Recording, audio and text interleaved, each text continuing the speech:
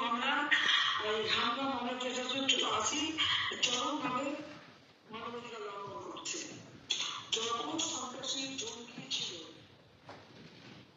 সবাইকে কারাগার থেকে মুক্তি দিয়ে দিয়েছে। এমনকি বিডিআরে তারা যারা বিদ্রোহ সেই বিদ্রোহের সঙ্গে যারা জড়িত ছিল এবং যারা সেনাবাহিনী অফিসারদের হত্যা করেছে তাদেরকেও জামিন দিয়েছে, তাদেরকেও ছেড়ে দিচ্ছে। এইরকম চরম অরাজকতা সারা দেশে। যদি ছেলেকে না পায় মারতে হত্যা করে দিচ্ছে, নামাজ পড়ার মতো বছর মায়ের মাথা ধরে দিয়ে ছেলের বাড়ি নিয়ে ফেলে দিচ্ছে। বাজারে এমন এক ঘটনা ঘটেছে যে মানে দুজন ভদ্রমহিলা তাদেরকে আগুনে পুড়ে মারলো, কারণ তার দুজনের ছেলেই আমাদের পার্টির সঙ্গে জড়িত। তাদেরকে পায়নি, তার ঘরে আগুন দিয়ে মা এবং চাচি দুজনকে পুড়িয়ে মেরেছে।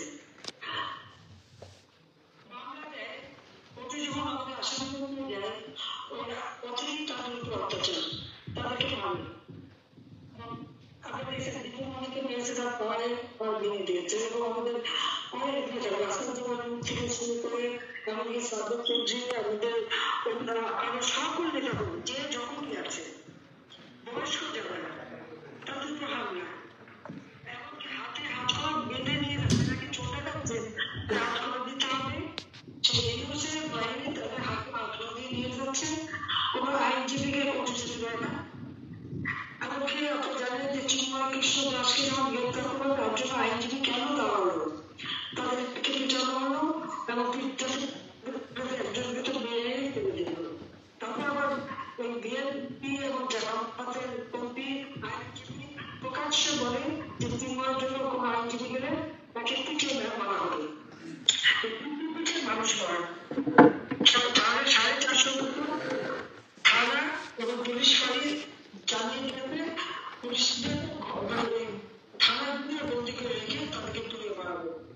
এমনকি পুলিশ এবং আওয়ামী লীগের নেতা কর্মীদের হত্যা করে তাদেরকে কারো কাউকে গাছের সাথে এমনকি কাউকে ফ্লাইওভারের সাথে ঝুলিয়ে রেখে ঠিক যেভাবে বসার পশু পা বেঁধে ঝুলে ঠিক সেভাবে ঝুলে রেখেছে। হাত পা বেঁধে দিয়েছে প্রতিদিন। আজকেও একজনের হাত এবং পা কেটে ফেলেছে। ডাকাতি এবং এই ছাত্র সমন্বয় তাদের নাম করে যায়। আর সেখানে যে ডাকাতি করা হয় পুলিশের কাছে সেটা করতে পারে না, আইন শৃঙ্খলার অবস্থা চরম অবনতি। আর আগুনের পরিবর্তনটা যেন খেলা, সে আমাদের পৃথিবী ভবন, সেতু ভবন, দুটো মন্ত্রণালয়ের ভবন, বিআরটিসি ভবন, বিটিআরসি ভবন, এমন কোনো জায়গায় পানি ফেলা আবার মাঝে তুলে দিয়েছে। মনে হয় এটা একটা খেলা খেলা। যে কোনো প্রতিষ্ঠান প্রত্যেকটা প্রতিষ্ঠানের উপর হামলা, সেই হাসপাতালে আগুন দিয়ে পুড়িয়েছে। মানে মানুষের যে কোনো বিচার নাই, কিছু নাই, বিচার চাইতে পারবে না, আইনজীবী চাইতে পারবে না। এটা কি ধরনের কথা? এখন রীতিমতো গণহত্যা চালাচ্ছে, তার উপর আবার ইন্ডেমনিটি দেওয়া হচ্ছে। যারা এই হত্যাকাণ্ড আগুন সন্ত্রাসের সাথে জড়িত, 15 জুলাই থেকে আগস্ট পর্যন্ত যারা যত অপকর্ম করেছে তাদের কোনো বিচার হবে না, তাদের কিন্তু তারা মামলা করবে না। কেউ যদি অপরাধ মারা যায় তাহলে তারা বিচার চাইতে পারবে না। একটা বিচারহীনতা কালচার বাংলাদেশে শুরু করেছে না। সচিবালয়ে আগুন লাগে, তাহলে স্বরাষ্ট্র মন্ত্রী উপদেষ্টা কি করে? তাকে কোনো দায়িত্ব না, কি দায়িত্ব কাজ করে?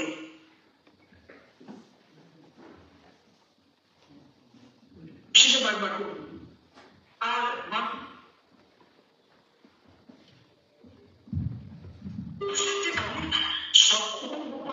জানতে হয় এবং কাজও করতে হয়, কিন্তু তার মধ্যে সেসব নেই। অবশ্যই সে ব্যস্ত আছে কিভাবে টাকা পয়সা আরো বেশি বাড়াবে, পাচার করে। শেয়ার মার্কেট তো খারাপ করে ফেলেছে, ধস হয়েছে শেয়ার মার্কেটে।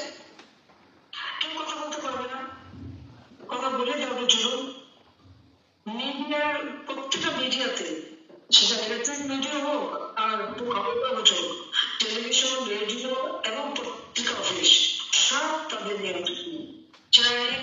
নিউজের এজেন্টে বসে আছে, তারা যে নিউজ দেবে সেটা করতে হবে, নিউজ সেন্টার থেকে যে কন্টেন্ট তৈরি করে দেয় সেটাই করতে হবে, আর তারা যদি না দেয় তাহলে তাদের উপরে জুড়ো। তাদের চাকরি খেয়েছে, 100 লোক সাংবাদিকের বিরুদ্ধে 100 বিরুদ্ধে মার্ডার কেস, বহু সাংবাদিক, প্রায় 200 উপর সাংবাদিক একটা রেজিস্ট্রেশন কার্ড বাতিল, এবং সাংবাদিক হত্যা বাংলাদেশের বিভিন্ন অঞ্চলে ধরে প্রায় আছে। পুলিশকে হত্যা করেছে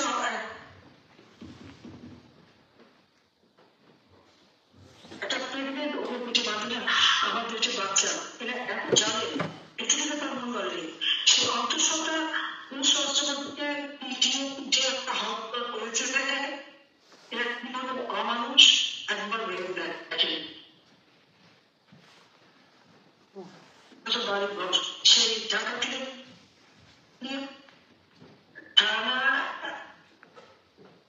কারো বাড়ি ঘর নাই, যে বাড়ি পার্টনার করেছে কিন্তু কলকাতা করতে হবে না, ওর সম্পর্কে প্রচার করতে পারবে না, সংবাদ তার জীবনে সেটাকে প্রচারে তার বাড়ি কোনো কথা প্রচার করতে পারবে না। আজকে নিউজের প্রত্যেকটা নিজেই স্বীকার করেছে যে তাদেরকে রাস্তা দিয়ে যেতে দেখলে সাধারণ পাবলিক বলে গণ শত্রু। আসলে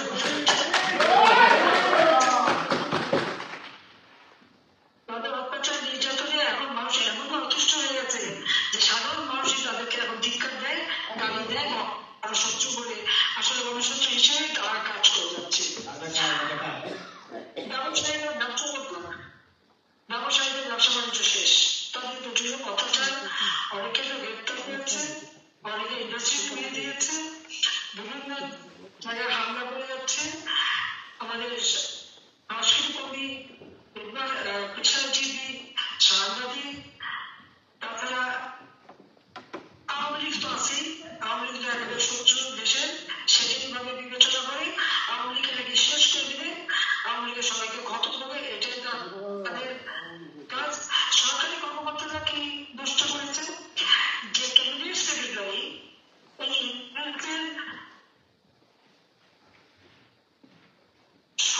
শপথ পরিচালনা করলো, সেই ক্যাবিনেট সেক্রেটারি তার বিরুদ্ধে মামলা, প্রিন্সিপাল সেক্রেটারি, সাবেক প্রিন্সিপাল সেক্রেটারি যেহেতু আমার সাথে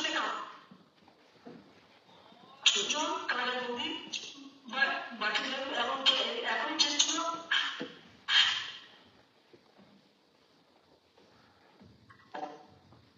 আমার তো মনে হয় যে এই রেকর্ডটা যদি নোবেল কমিটিতে পাঠানো যায়, হামলা মামলা করা ছিল তো তার একটা নোবেল প্রাইজ পাওয়া উচিত, ঠিক না? এখন শান্তির নোবেল বাজবে বাজায় যান, হামলা মামলার নোবেল দেওয়া হোক।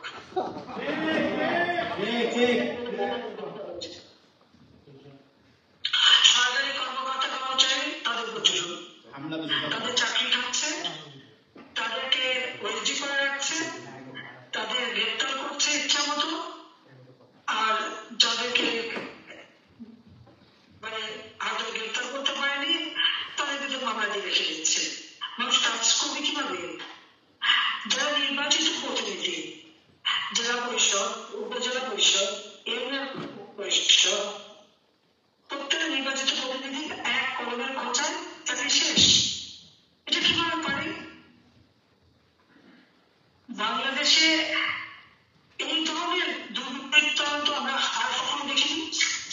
মানে দেশ থেকে নিয়ে একটা ছেলে খেলা শুরু করে দিতে, এই এমন এক লোক যে কোনোদিন আমাদের দেশের দুর্যোগ দুর্বিপাকের জীবনে কোনোদিন একটা মানুষের জন্য একটু সাহায্য করি, কোনোদিন কোনো মানুষের পাশে দাঁড়ায়নি, কোনোদিন মানুষের জন্য কোনো কাজ করেনি।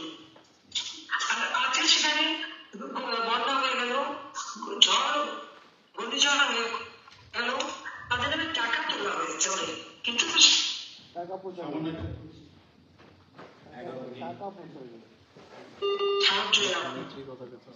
সে টাকাটা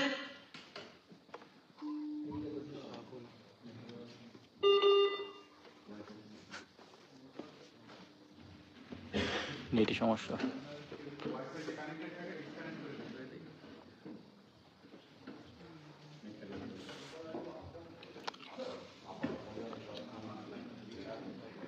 আমাদের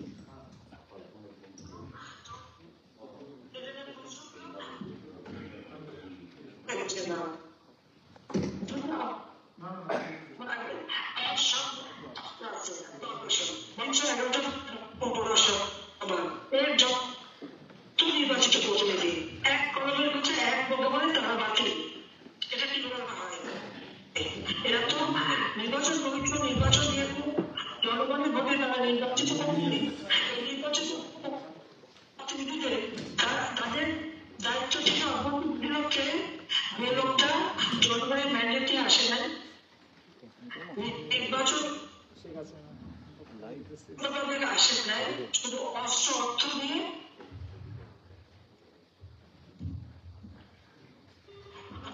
সন্ত্রাসী কর্মকাণ্ড করে রাখলো, যার কোনো সাংবিধানিক বৈধতা নাই, জনগণের মেনে নেয়, সে কিনা জনগণের নির্বাচিত প্রতিনিধিদেরকে তারা সেখান থেকে বিদায় দিয়ে দেয়। আর তার ফলাফলটা কি? আজকে যখনই দুটো বিল্ডিং দেখা গেল, কোনো মানুষের মাঝে দাঁড়াবার কেউ থাকলো না, তারা রিলিফ দিতে যায়, শীতের রিলিফ। তোমার এক সমন্বয় 4 লক্ষ টাকা রিলিফ বিতরণ করতে 8 লক্ষ টাকা হেলিকপ্টারের খরচ, 26 লাখ দিয়ে তারা ডিজেল কম্বল দিয়ে মানে ফটো সেশন করবে। এই কম্বল তো জনগণকে দেওয়া না, এটা হচ্ছে তাদের ফটো সেশনের কম্বল। তো ফটো সেশন কম্বলে তো মানুষের কষ্ট দূর হবে না। জনগণের নির্বাচিত প্রতিনিধিরা থাকে কিন্তু ঠিক মতো তারা বিতরণ করে, বয়স্ক ভাতা, বিধবা ভাতা, প্রতিবন্ধী ভাতা সব বন্ধ, মুক্তিযোদ্ধা ভাতা বন্ধ। 1 জানুয়ারি আমরা সবসময় বই দিয়ে থাকি। এমনকি কোভিডের সময়ও কিন্তু আমরা সময় মতো বইটা দিতে পেরেছি। এবার শুনলাম বই ছাপানোর জন্য অতিরিক্ত 725 টাকা তারা খরচ করেছে। তো অতিরিক্ত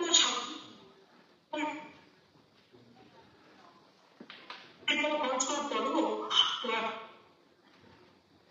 কেন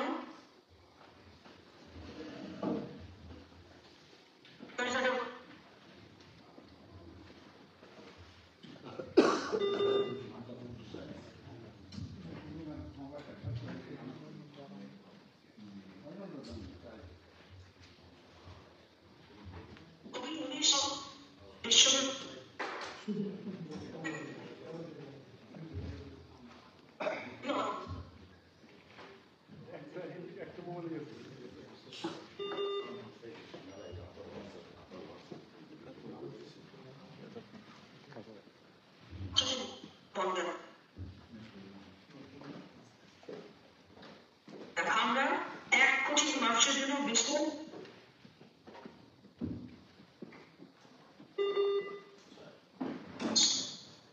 পারিবারিক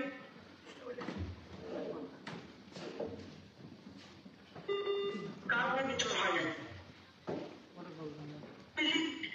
কার্ড যারা পেয়েছে তাদেরকে বাদ দেওয়া হলো,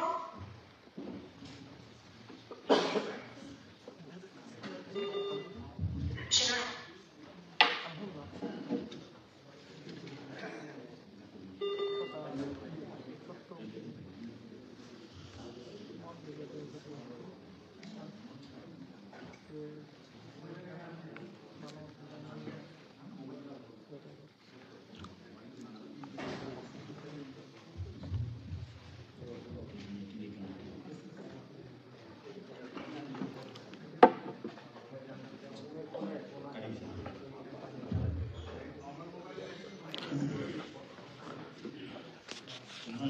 সার্বিক যোগাযোগের কারণে আমরা লাইনটি সংযোগ কেটে গেছে।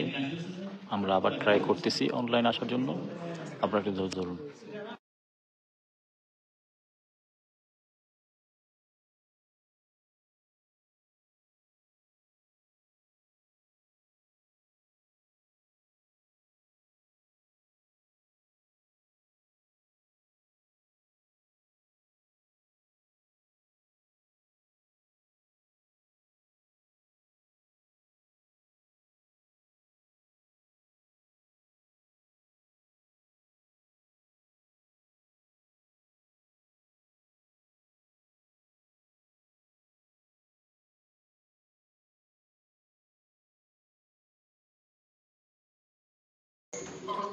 নেত্রী আবার লাইনে চলে আসছে।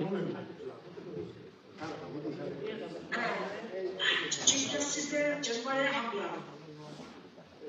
চিফ জাস্টিস নির্বাচন কমিশন, দলদেরকে সব জায়গায় হামলা এবং লাঠির খাটিয়ে অস্ত্রের ভয় দিয়ে এবং অপমান করে তাদেরকে বিদায় দেওয়া, শিক্ষকদের অপমান করা, ইউনিভার্সিটিতে ছেড়ে পর্যন্ত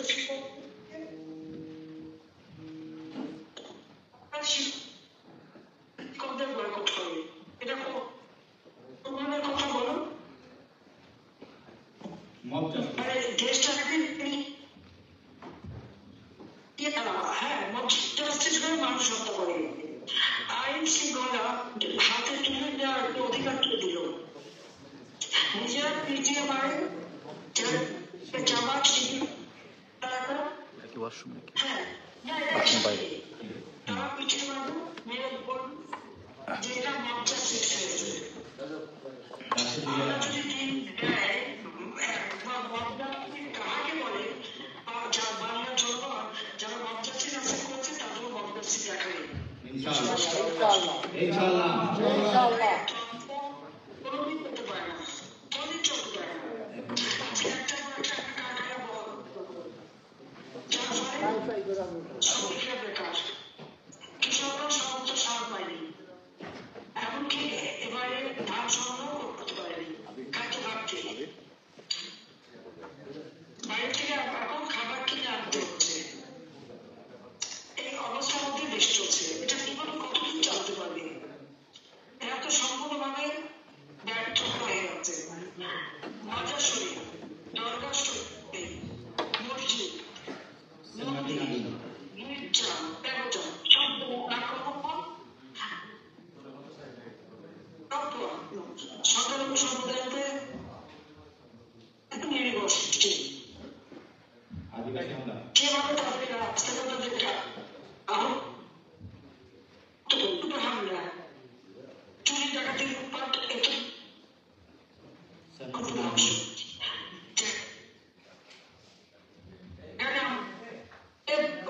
প্রান্তিকে আমাদের প্রবৃদ্ধির হার, আমরা গত বছর দিয়েছিলাম 6.04, এবার তা নেমে এসেছে মাত্র 1.81। এমনই শিক্ষিত মানুষ আমরা ক্ষমতায় এখন বসে আছে যে আমাদের অর্থনীতিকে সম্পূর্ণভাবে ধ্বংস করে দিচ্ছে। মানুষের কাজ নেই, আগে পর্যন্ত খেতে পারে না, ডাস্টবিন থেকে খাবার কুড়িয়ে খাচ্ছে বাংলাদেশের মানুষ। তোমার বলো, আমি যদি বাংলাদেশ শেখ হাসিনা, আমি এটা সহ্য করা যায় না। কি করে মানুষের মুখে গ্যাস খেয়ে নেয় আর সব কিছু লুটপাট, এইভাবে মানুষকে ক্ষমতায় রাখলে এদেশের মানুষের জীবন মান আরো দুর্বিষহ হয়ে গত 5 মাসের মধ্যে একটা দেশকে এইভাবে ধ্বংসের দিকে নিয়ে যাওয়া।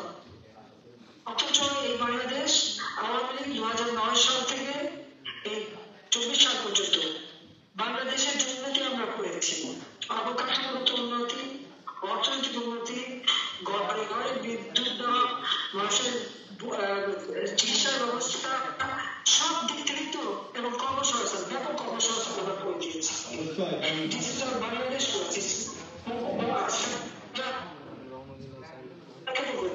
ওয়াইফাই কানেকশন সম্বন্ধে বাংলাদেশে ব্রডব্যান্ড কানেকশন করে দিয়েছি, আমরা কম্পিউটার ট্রেনিং ইনফরমেশন সেন্টার করে দিচ্ছি যেখানে ছেলেমেয়েরা ট্রেনিং দিতে পারে, স্কুলে স্কুলে আমরা কম্পিউটার ল্যাব তৈরি করে দিয়েছি, আমরা প্রত্যেককে ট্রেনিং করছি, নারীরা আর্মি কর্মসূচির মাধ্যমে আমরা ট্রেনিং করে 7 লক্ষ ফ্রিলান্সার দেশে দেশে কাজ করে প্রচার করতে পারে সেই ব্যবস্থা করে দিয়েছি।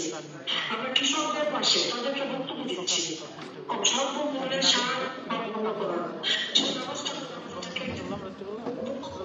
দিয়ে দিচ্ছি।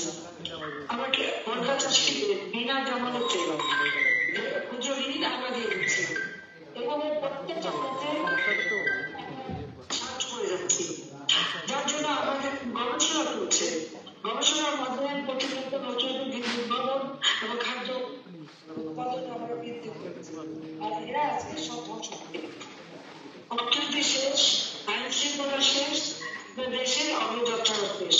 এই বাংলাদেশ ছিল বিশ্বের উন্নয়নের রোল মডেল। বাংলাদেশ আজকে জঙ্গিদের দেশ। তারা খালি করতে জঙ্গিদের ছেড়ে দিয়ে আর বলে ফেলেছে আওয়ামী লীগ নেতা কর্মী 14 দলের নেতা কর্মী তাদের দিকে কাজে এমন ক্ষমতার লুটে ঢেকে আজকে সেই লুটে খাওয়া তার তো ভালোই লুটে খেয়ে খাচ্ছে। আর তার সাথে উপদেষ্টারা এবং তার সমন্বয়করা মনে মাথায় লোকপাট করে যাচ্ছে। আমাদের উন্নয়ন কর্মসূচিগুলি প্রজেক্টগুলি সব বন্ধ হয়ে যাচ্ছে। প্রত্যেকটা জায়গায় শ্রমিকরা কাজ করতে না, কারখানা বন্ধ। এইভাবে কোনো দেশ চলতে পারে না। একটা দেশকে 5টা মাসের মধ্যে আমরা 15 মাস ধরে তিন করে দেশটা গড়ে তুলেছিলাম। আজকে সেই দেশ এখানে বিচার না ভাষা খাবো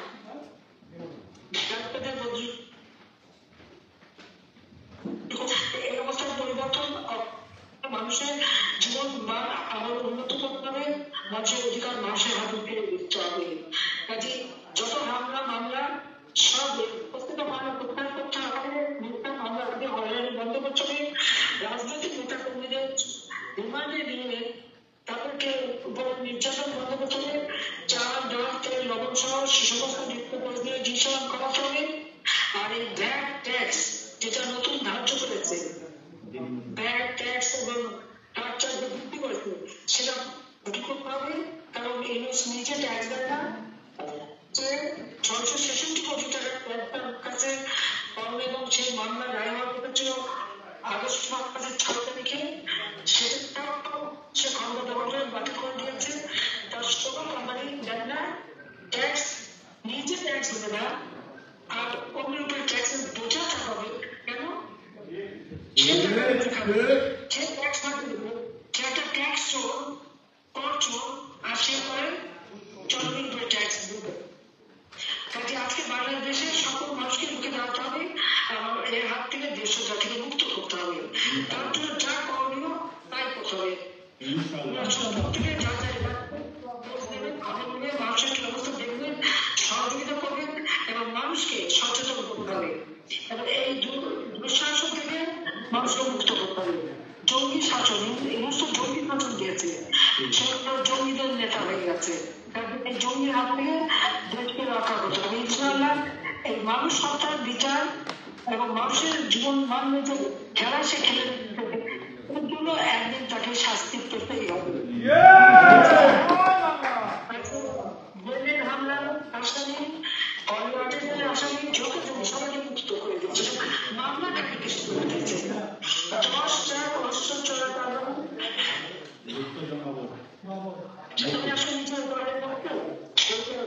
চোরাকারবারি অস্ত্র চোরাকারবারি, মানি লন্ডারিং সবকিছু খেলে গ্রামীণ ব্যাংকের টাকা মানি লন্ডন করেছে, গ্রামীণ করেছে। আর বিদেশে অনেক সম্পত্তি বানিয়েছে। তার প্রত্যেকটা সম্পত্তির হিসাব দিতে না, তার ভাই বোন ভাইরা বাঁচতে যারা আছে প্রত্যেক সম্পদের খবর হিসাব নিতে হবে। কি অবস্থা কত অর্থ এবং দুর্নীতির দায় এদের বিরুদ্ধে মামলা হবে, মানুষ হত্যার দায় মামলা হবে এবং প্রয়োজনে প্রকাশ্য আদালতে তাদের বিচার করে একদিন এই খুনিদের আমরা শাস্তি দেবো। আমরা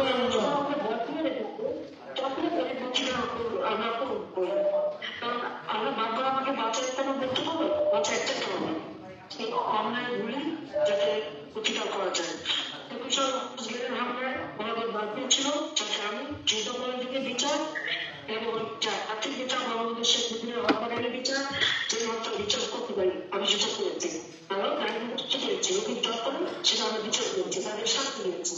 আর এরপরে এই জঙ্গি ইউনুস এবং তার সমন্বয় এবং তার উপদেষ্টা এবং একত্র বাহিনী সেই সাথে জবাব কেটে লুটপাট ও গুলি সংযোগ গণহত্যা করেছে। ইনশাআল্লাহ তার বিচার বাংলার মানুষ একদিন হবেই হবে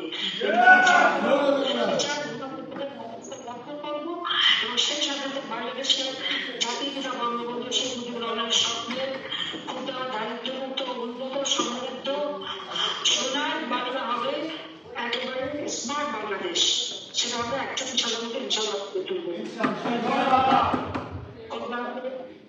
বাংলা, জয় বঙ্গবন্ধু, বাংলাদেশ চিরজীবন সবাই ভালো থাকবো, সুস্থ